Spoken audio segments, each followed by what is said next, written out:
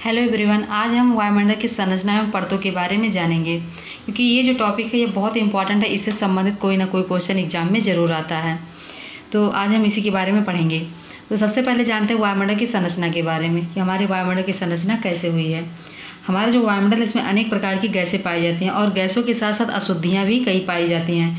तो चलिए जानते हैं कौन कौन सी गैसें पाई जाती हैं। हमारे वायुमंडल में carbon dioxide, oxygen, nitrogen, hydrogen, helium, neon, krypton, xenon जैसी हल्की गैसें ये सब पाई जाती हैं। और उसकी गैसों के साथ साथ अशुद्धियों के रूप में गंधक का तेजाब, सूर्य का तेजाब तथा अन्य कई पदार्थ सूक्ष्म मात्रा में पाए जाते हैं। तो और हम अब ये जान लेते हैं कि जो गैसें हैं ये कितनी कितनी ऊंचाई तक पाई जाती हैं। जो कार्बन डाइऑक्साइड गैस है ये 20 किलोमीटर की ऊंचाई तक पाया जाता है। बात करें ऑक्सीजन और नाइट्रोजन की, तो ऑक्सीजन और नाइट्रोजन जो है वो 100 किलोमीटर की ऊंचाई तक पाया जाता है।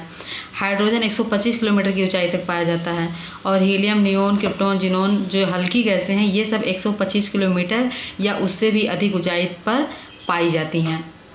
और जो हमारा वायुमंडल है उसका 99% भाग ऑक्सीजन और नाइट्रोजन से निर्मित है। बाकी में carbon dioxide, hydrogen, helium, neon, krypton, xenon ये सब जो गैसें हैं ये केवल 1% में सम्मिलित होती हैं। अब हम बात करते हैं वायुमंडल की परतों के बारे में कि हमारे वायुमंडल में कितनी परतें हैं। हमारी वायुमंडल में मुख्यतः 5 परतें हैं, जिसके बारे में हम एक एक करके जानेंगे कि इसकी क्या विशेषता है।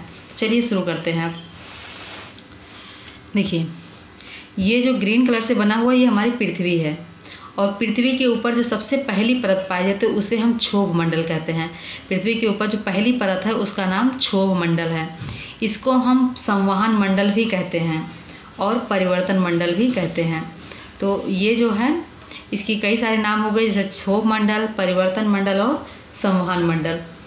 अब हम इसके बारे में जान लेते हैं इसकी ये कहाँ तक पाई जाती हैं। तो ये जो मंडल है या परत है ये 16 किलोमीटर की ऊंचाई तक पाई जाती है। अगर हम बात करें ध्रुवों की तरफ, तो ध्रुवों की तरफ ये 10 किलोमीटर की ऊंचाई तक ही पाया जाता है। बाकी ये 16 किलोमीटर की ऊंचाई तक पाया जाता है। अब हम इसकी विशेषता के बारे में जानते हैं, इसमें क्या विशेषताएं हैं। तो क्षोभ मंडल में सबसे पहली विशेषता है कि इसमें मौसमी घटनाएँ होती हैं, जैसे आंधी, मेघ गर्जन, विद्युत का चमकना, कड़कना, ये सब मौसमी घटनाएँ होती हैं।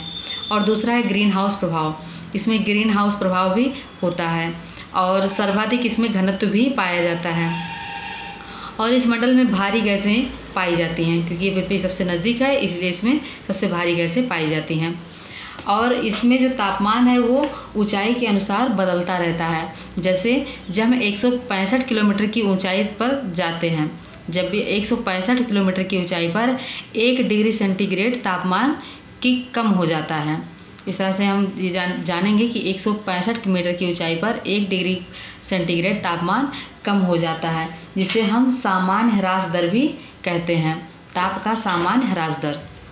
तो ये बात रही क्षोभ मंडल की। अब हम बात करते हैं इसके ऊपर वाली परत की। तो इसकी जो ऊपर परत है वो समताप मंडल है, लेकिन इन दोनों मंडलों के बीच में या इन दोनों परतों के बीच में एक पतली सी परत होती है जिसे हम मध्य स्तर कहते हैं। और इसकी ऊंचाई जो है वो 1.5 से 2 किलोमीटर तक होती है। और अब हम बात करते हैं समताप मंडल की। तो समताप मंडल जो है वो 16 से 30 किलोमीटर की ऊंचाई तक पाया जाता है। 16 से 30 किलोमीटर की ऊंचाई तक। इसका नाम से ही स्पष्ट समताप मंडल मतलब ताप में समानता। इसमें जो तापमान है वो समान रहता है, कम या ज़्यादा नहीं होता, जितना है उतना ही रहता है, इसलिए इसका तापमान स्थिर रहता है। और दूसरी विशेषता इसमें मौसमी घटनाओं का अभाव पाया जाता है। और ये जो इसमें तापमान समान होने की वजह से इसी में हवाई जहाज़ वगैरह जो सब चलते हैं ये सब इसी परत में चलते हैं। अब हम बात करते हैं ओजोन मंडल की। ओजोन मंडल की क्या खास बात है। तो ओजोन मंडल नाम से स्पष्ट है, इसमें ओजोन गैस पाया जाता है। इसमें सर्वाधिक मात्रा ओजोन गैस की होती है और इसकी ऊंचाई जो 30 से 80 किलोमीटर तक होती है। ओजोन मंडल की ऊंचाई 30 से 80 किलोमीटर तक होती है और इसकी खास बात है कि इसमें ओजोन गैस पाई जाती है। दूसरा है तापमान में वृद्धि। इसमें जैसे जैसे हम ऊपर होते जाते हैं इसमें तापमान में वृद्धि हो जाती है। देखिए, सबसे पहले जान लेते हैं जो क्षोभ मंडल है इसमें ऊंचाई के साथ साथ तापमान में गिरावट आती है, लेकिन समताप मंडल में तापमान स्थिर रहता है, इसमें घटता बढ़ता नहीं है।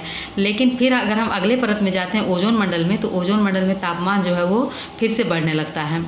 और इसी मंडल में उल्का पिंड की समाप्ति होती है। जो उल्का पिंड होते हैं इसी में आकर के समाप्त हो जाते हैं। ये उल्का पिंड से हमारा बचाव भी करती है और साथ में ये पराबैंगनी किरणों से भी बचाव करते हैं। सूर्य से आने वाली जो पराबैंगनी किरणें हैं जो हमारे लिए बहुत ही घातक हैं उनको ये रोकती है, जिससे हम इससे सुरक्षित रहते हैं।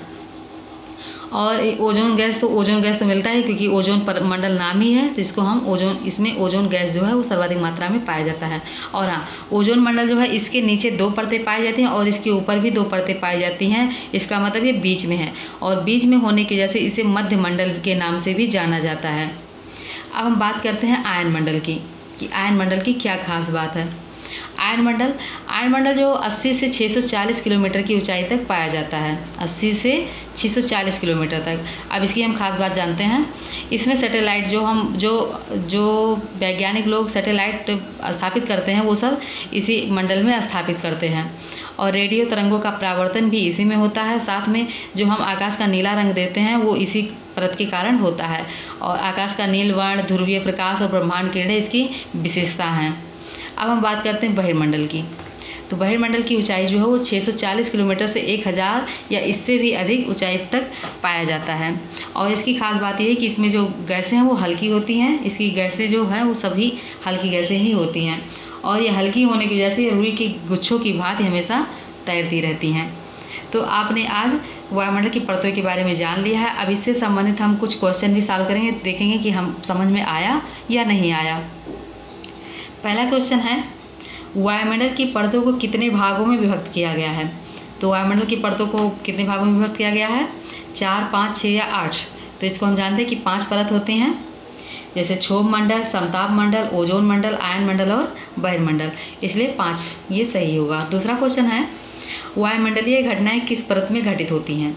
तो हम जानते हैं वायुमंडलीय घटनाएं जो क्षोभ मंडल ही में घटित होती हैं, इसीलिए इसको परिवर्तन मंडल भी कहा जाता है क्योंकि इसमें हमेशा परिवर्तन होता रहता है। अब हम बात करते हैं क्वेश्चन 3 की। तो किस मंडल में हल्की गैसें पाई जाती हैं। इसको अभी हमने पढ़ा कि जो सबसे बाहर वाला परत है यानी बहिर्मंडल, उसमें गैसें, हल्की गैसें जो होती हैं वो रुई के गुच्छों की भांति तैरती रहती हैं, तो इसका नाम है बहिर्मंडल। आगे हम चौथा क्वेश्चन देखते हैं, उल्का पिंड का समापन किस मंडल में होता है। तो उल्का पिंड का समापन ओजोन मंडल में होता है। ओजोन मंडल जो है वो उल्का पिंड को समाप्त कर देता है। पांचवा क्वेश्चन है, किस मंडल में प्रायः तापमान स्थिर रहता है। तो नाम से ही स्पष्ट था, इसका नाम था समताप मंडल, मतलब तापमान में समानता। अगला क्वेश्चन है, किस परत के कारण पराबैंगनी किरणों से हमारा बचाव होता है। तो ओजोन परत जो होती है वो पराबैंगनी किरणों से हमें बचाती है, इसका नाम है ओजोन मंडल। अगला है क्वेश्चन नंबर 7, संवहन मंडल किसे कहते हैं।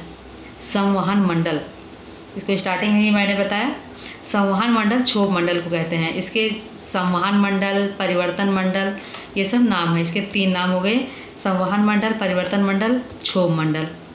अब हम अगले क्वेश्चन की तरफ चलते हैं। अगला क्वेश्चन है, क्षोभ स्तर की ऊंचाई कितनी होती है। क्षोभ स्तर, जिसको हम मध्य स्तर भी कहते हैं, मध्य स्तर को ही क्षोभ स्तर भी कहते हैं। ये समताप और क्षोभ मंडल के बीच में पाया जाता है, एक हल्की सी पतली सी परत के रूप में। तो इसकी जो ऊंचाई है वो 1.5 से 2 किलोमीटर तक होती है, 1.5 से 2 किलोमीटर तक। आज इस वीडियो में बस इतना ही।